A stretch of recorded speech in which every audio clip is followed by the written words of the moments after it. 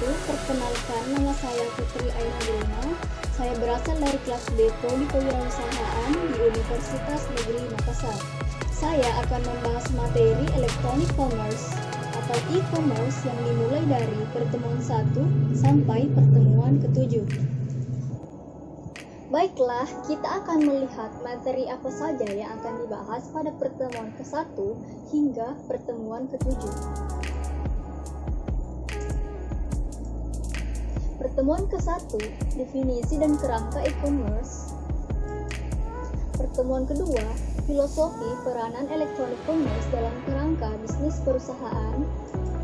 Pertemuan ketiga, mekanisme electronic commerce dalam dunia bisnis.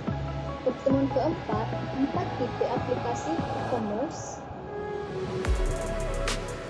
Pertemuan kelima, proses bisnis dalam kerangka e-commerce. Pertemuan ke-6, evolusi elektronik bisnis di perusahaan Boso. Pertemuan ke-7, arsitektur bisnis dan teknologi dalam pengembangan elektronik commerce. Baiklah, kita akan membahas mengenai materi pertemuan ke-1, yaitu definisi dan kerangka elektronik commerce. Istilah e-commerce mulai muncul pada tahun 1990-an melalui adanya inisiatif untuk mengubah paradigma transaksi jual beli dan pembayaran dari cara konvensional ke dalam bentuk digital elektronik yang berbasiskan komputer dan jaringan internet. Kim dan Moon di tahun 1998 menyatakan bahwa electronic commerce adalah proses untuk mengantarkan informasi, produk, layanan, dan proses pembayaran melalui jaringan internet dan akses digital lainnya.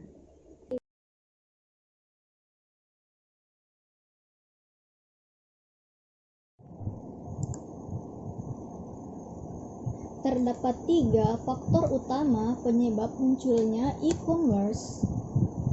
3 faktor tersebut adalah adanya evolusi komputer beserta dengan hardware perangkat keras komputer, software perangkat lunak komputer, perkembangan jaringan komputer dan internet, serta perubahan gaya hidup dan pola pikir di era digital. Model e-commerce ke-1 yaitu business to business atau B2B. Kedua, business to customer atau B2C. Ketiga, business to government atau B2G. Keempat, consumer to customer atau C2C. Yang kelima, m-commerce atau mobile commerce. Yang ke-1 yaitu business to business. B2B yaitu bentuk interaksi electronic commerce secara online yang terjadi antara produsen, perusahaan, industri rumah tangga, penyedia barang dan jasa dengan distributor atau supplier dan pengecer.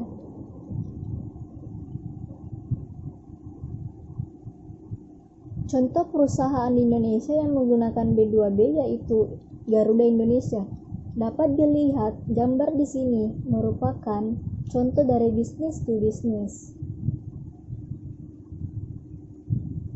Baiklah, melangkah ke model e-commerce selanjutnya yaitu business to customer. Business to customer atau B2C merupakan bagian dari e-commerce yang menekankan kepada proses pemesanan, pembelian, dan penjualan produk atau jasa melalui akses internet. Contoh perusahaan di Indonesia yang menggunakan B2C yaitu Tokopedia, Shopee, dan Lazada.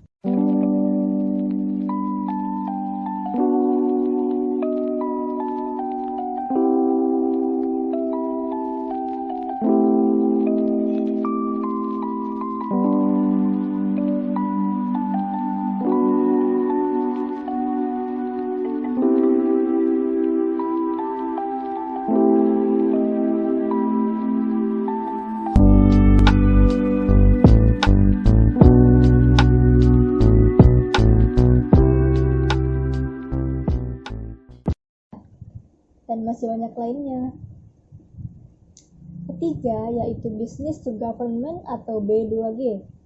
B2G didefinisikan sebagai perdagangan antara perusahaan dengan pemerintah atau lembaga pemerintah, seperti penggunaan internet dalam pengadaan prosedur, perjanjian, dan kegiatan lain yang melibatkan pemerintah. Model yang keempat yaitu Consumer to Customer. Consumer to Customer atau C2C didefinisikan sebagai perdagangan antara individu atau sektor swasta dengan konsumen. Consumer to Customer atau C2C merupakan transaksi di mana konsumen menjual produk secara langsung kepada konsumen lainnya.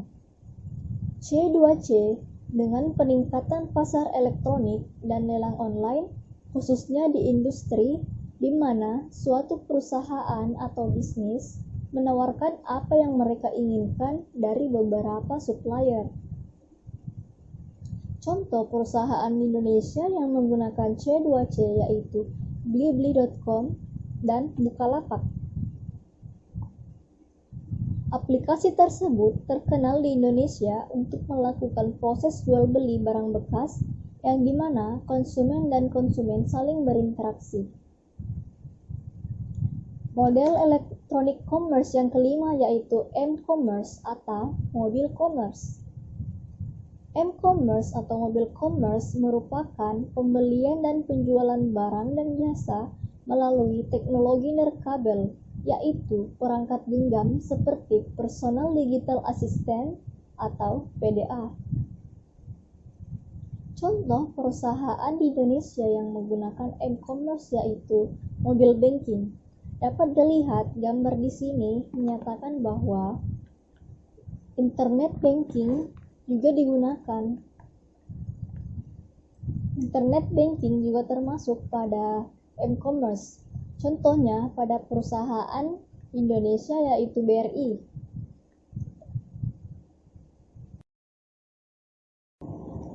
Pertemuan kedua yaitu filosofi peranan electronic commerce dalam kerangka bisnis perusahaan.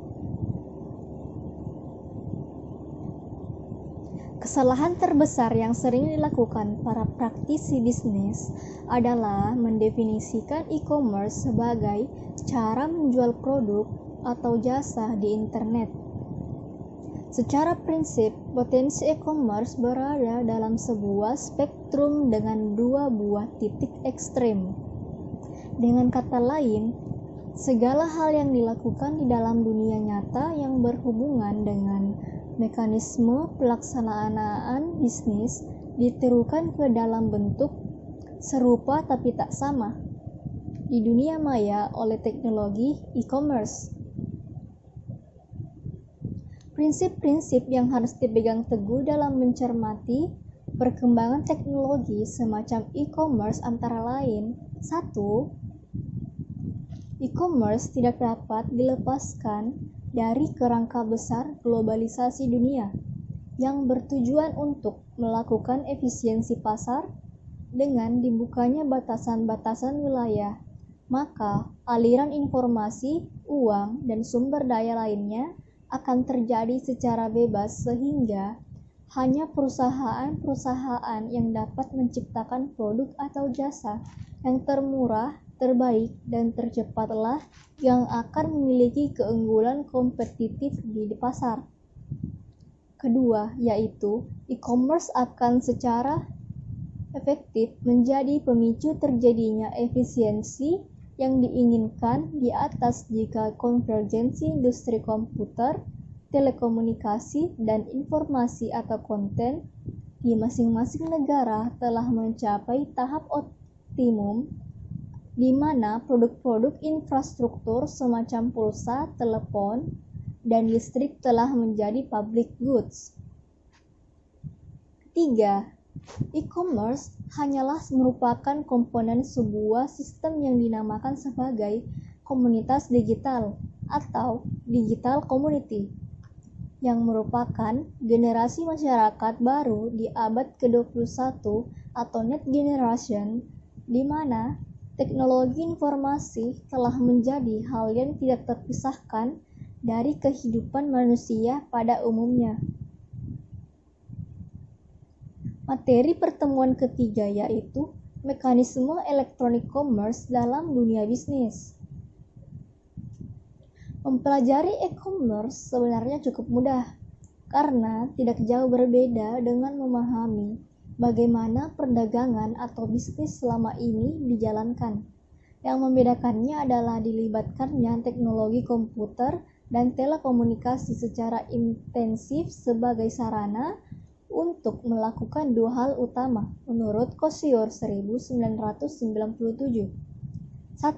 Mengolah data mentah menjadi informasi yang dapat dimanfaatkan bersama oleh para pelaku bisnis dan konsumen, dan mendistribusikan data atau informasi tersebut secara cepat dan efisien ke seluruh komponen bisnis yang membutuhkan.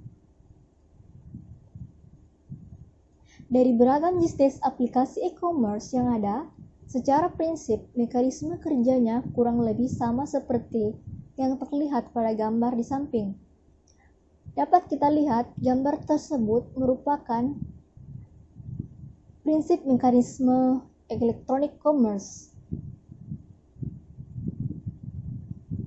Ada dua hal utama yang biasa dilakukan oleh konsumen atau customers di dunia maya, atau arena transaksi yang terbentuk karena adanya jaringan internet.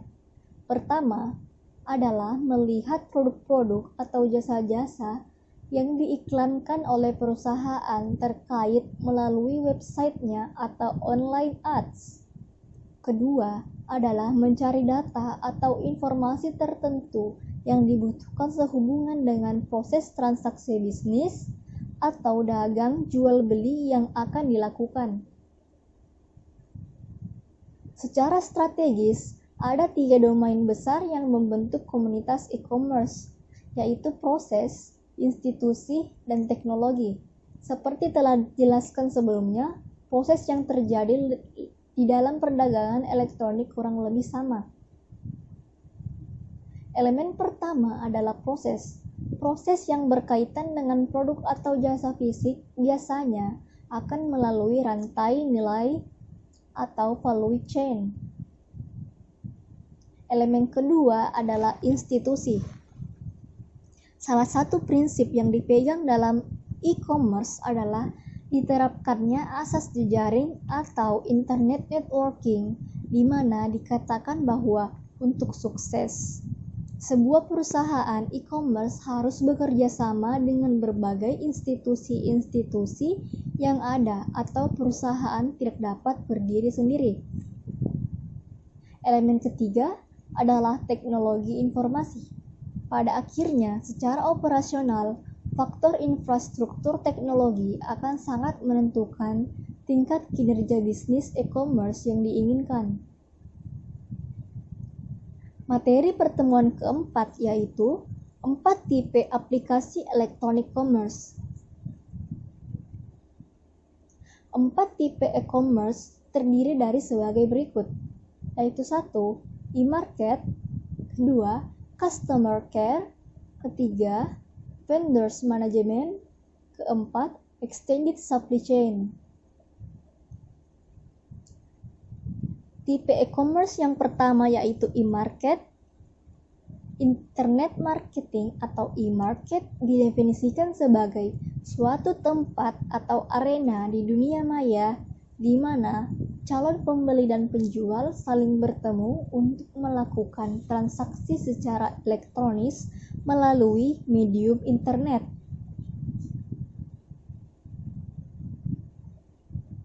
Saat ini, penggunaan internet di Indonesia cukup besar dan sangat aktif karena menunjang berbagai kebutuhan sehari-hari. Penggunaan internet bukan sekedar informasi saja, namun saat ini juga dapat digunakan untuk kegiatan bisnis. Zaman dahulu internet belum ada, karena saat itu zaman belum mendukung. Namun saat ini di tahun 2021, zaman telah meningkat pesat. Dahulu, teknologi belum secanggih sekarang. Telepon dahulu hanya digunakan untuk berbicara, namun pada telepon genggam zaman sekarang dapat digunakan berbagai hal. Buktinya, handphone di zaman sekarang dapat digunakan untuk memotret, bahkan dapat melihat orang dari kejauhan, hingga berbelanja online. Dengan canggihnya teknologi dan komunikasi, maka bisnis pun dilakukan melalui telepon genggam. Internet itu sangatlah luas. Bisnis pun mencangkup di dalamnya. Ketika melakukan bisnis melalui internet, kita dapat berbelanja dan mencari barang sesuka diri sendiri. Tempat dari penjualan melalui internet disebut e-market. Internet market atau e-market termasuk dalam tipe e-commerce B2C.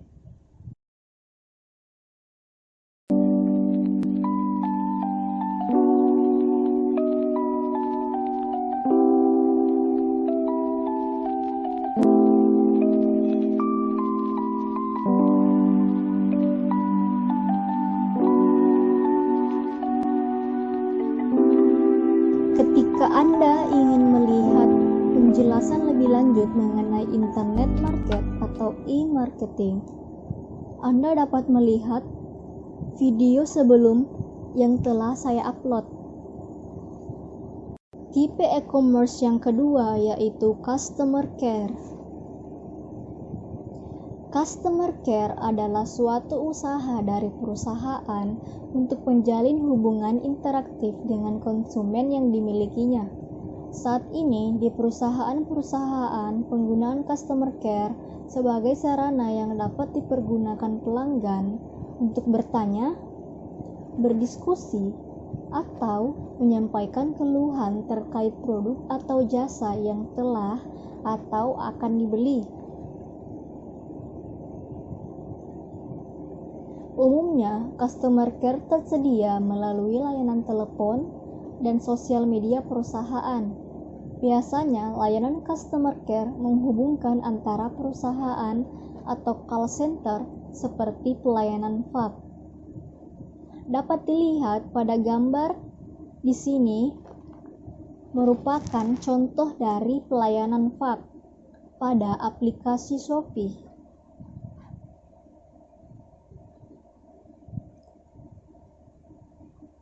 Dan yang kedua yaitu real-time chatting. Customer care ini adalah faktor kunci sukses perusahaan. Dapat dilihat gambarnya bahwa gambar tersebut merupakan contoh dari real-time chatting.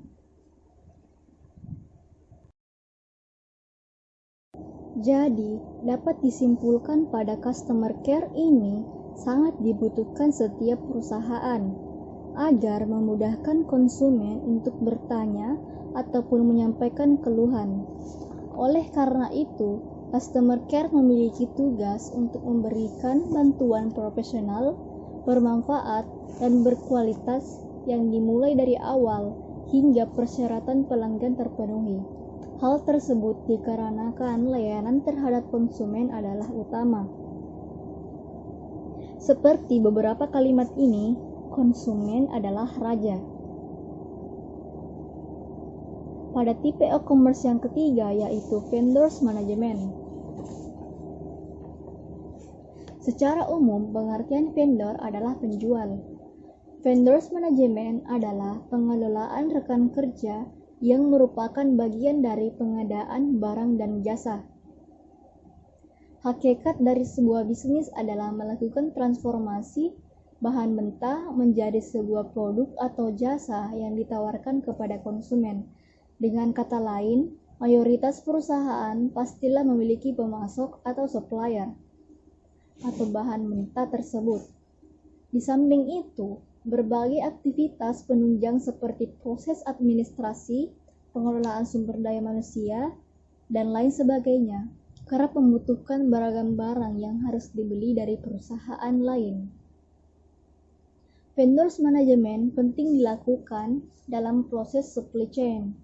Hal tersebut karena dalam pengadaan perlu untuk memperkirakan kemampuan supplier, tingkat dan lama waktu pengiriman, hingga standar praktis untuk memilih penyedia jasa yang baik.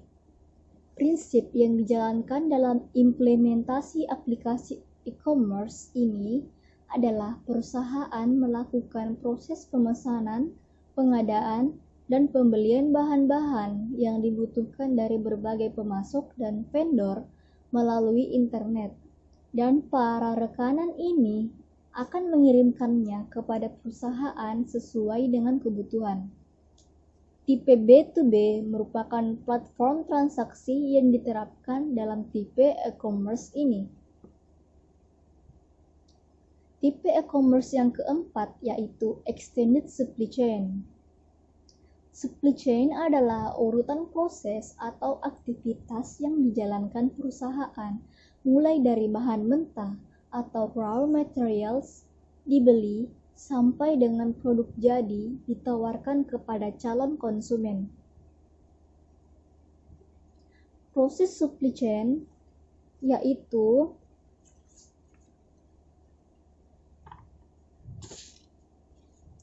dimulai dari pelanggan, yaitu memutuskan untuk membeli produk yang ditawarkan oleh perusahaan. Kedua, perencanaan, yaitu mempersiapkan perencanaan produksi yang dibutuhkan pelanggan. Yang ketiga, yaitu pembelian, yaitu dengan melakukan pemesanan bahan mentah dan bahan pendukung. Yang keempat, persediaan, yaitu memeriksa kualitas dan ketetapan jumlahnya, lalu disimpan di gudang. Kelima, yaitu produksi. Produksi yaitu melakukan proses produksi hingga menghasilkan barang jadi dan siap untuk dikirim kepada pelanggan. Keenam, yaitu transportasi yang mengatur waktu keberangkatan barang. Untuk dapat menciptakan produk atau jasa yang demikian, proses penciptaan produk atau jasa di internal perusahaan harus dilakukan pula secara murah, baik dan cepat. Disinilah prinsip penggunaan e-commerce digunakan, yaitu untuk melakukan optimasi supply chain perusahaan dengan cara menjalin hubungan dengan seluruh rekanan atau pihak-pihak lain yang terlibat langsung dalam proses penciptaan produk atau jasa melalui jalur elektronis semacam internet. Materi pertemuan kelima yaitu proses bisnis dalam kerangka electronic commerce. Proses bisnis pertama di dalam sistem e-commerce ini dinamakan sebagai information sharing. Prinsip penjual di dalam proses ini adalah untuk mencari dan menjaring calon pembeli sebanyak-banyaknya.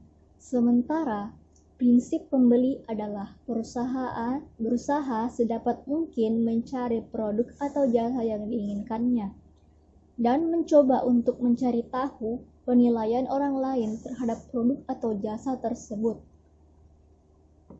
Proses bisnis selanjutnya adalah melakukan pemesanan produk atau jasa secara elektronik.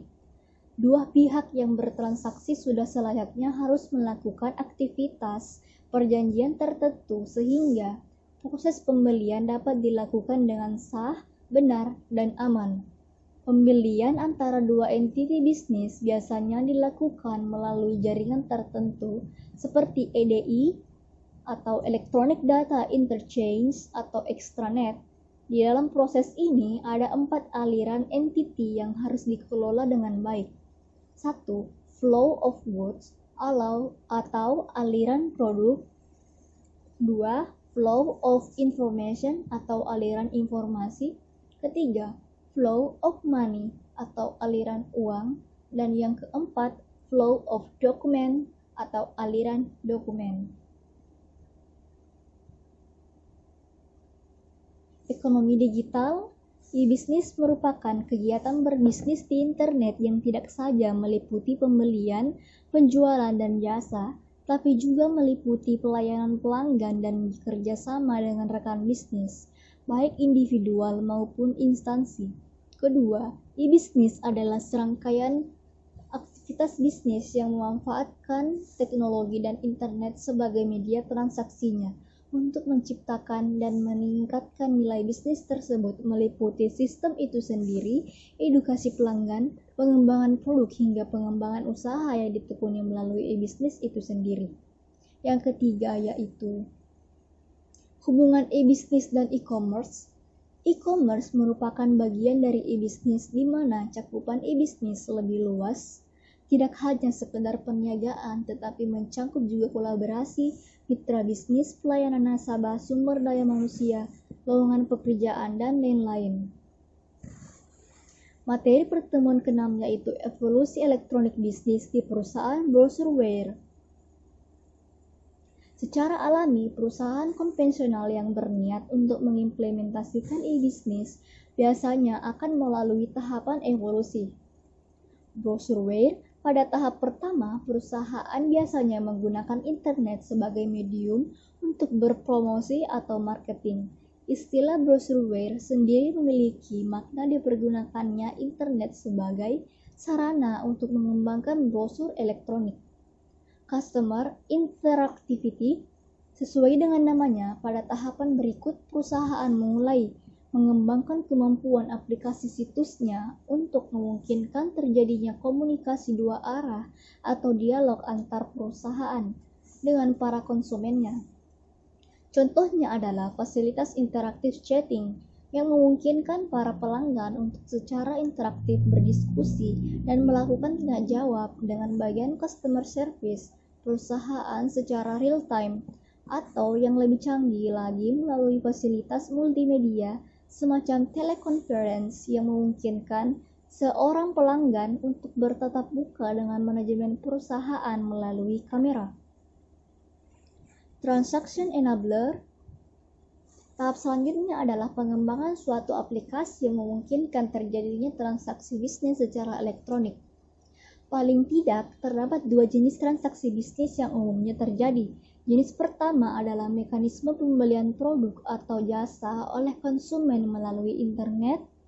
Aktivitas perdagangan seperti pemilihan barang melalui katalog, penawaran harga, sampai dengan pembayaran semuanya dilakukan melalui fasilitas yang tersedia di situs perusahaan. One-to-one relationship.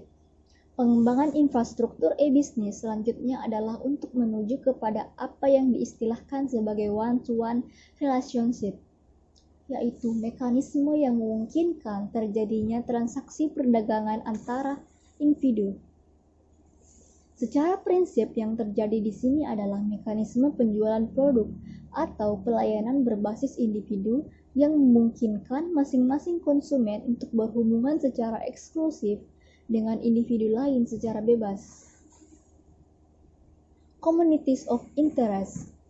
Tahap terakhir dalam evolusi e-bisnis adalah kemampuan perusahaan dalam membentuk sebuah komunitas di dunia maya yang terdiri dari para konsumen dan rekanan bisnis yang saling bekerja sama untuk menciptakan value di internet. Hubungan antara perusahaan dengan konsumen, content partners, advertisers, dan komunitas lainnya akan menciptakan berbagai model bisnis baru yang selanjutnya akan menjadi sebuah peluang usaha yang layak untuk dikembangkan.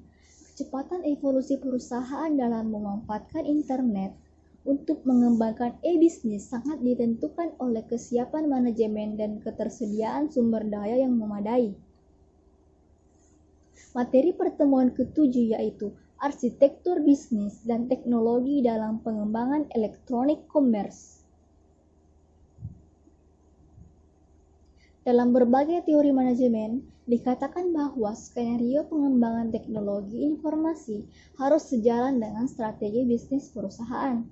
Sejalan dalam arti kata bahwa dalam tataran strategis dan aktivitas operasional, pengembangan teknologi informasi semacam e-commerce harus berada dalam kerangka arsitektur bisnis perusahaan. E-commerce business strategy. Memahami keberadaan e-commerce dalam kerangka bisnis perusahaan bukanlah merupakan suatu hal yang mudah. Heinz Barabba dan General Motors mengatakan bahwa diperlukan suatu kemampuan berpikir secara lateral atau outside the box untuk dapat memahami karakteristik dan peluang-peluang bisnis yang ditawarkan oleh e-commerce. Enterprise business processes. Setelah memahami segala kemungkinan yang ditawarkan e-commerce untuk pertumbuhan perusahaan, langkah selanjutnya adalah memahami bagaimana kemungkinan-kemungkinan tersebut secara operasional dapat diwujudkan. Kunci dari proses pelaksanaan strategi adalah terletak pada proses bisnis atau business processes. Dalam kerangka sistem e-commerce, jelas terlihat bahwa adanya aktivitas dan integrasi antara proses internal perusahaan dengan proses-proses organisasi lain yang menjadi mitra usahanya, seperti pemasok, distributor, rekanan, vendor, maupun pelanggan. Component-based application.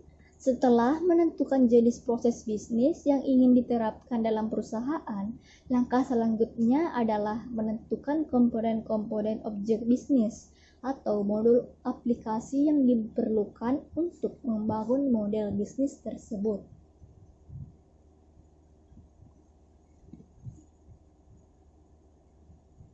Teknologi infrastruktur. Pada akhirnya, pendekatan pengembangan sistem e-commerce yang adaptif dengan perubahan yaitu dengan menggunakan paradigma komponen bisnis objek hanya dapat dilakukan jika perusahaan memiliki infrastruktur teknologi informasi yang sesuai dengan sifat-sifat pengembangan komponen-komponen objek bisnis tersebut. Dengan kata lain, perusahaan harus memiliki desain cetak biru pengembangan teknologi informasi atau data, proses, dan teknologi yang harus menekankan pada implementasi sistem berbasis objek. Baiklah, itulah materi dari ketujuh pertemuan yang dimulai dari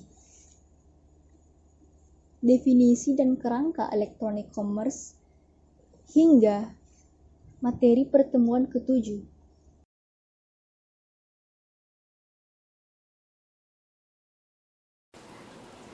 Sekian dari materi yang saya sampaikan. Terima kasih. Wassalamualaikum warahmatullahi wabarakatuh.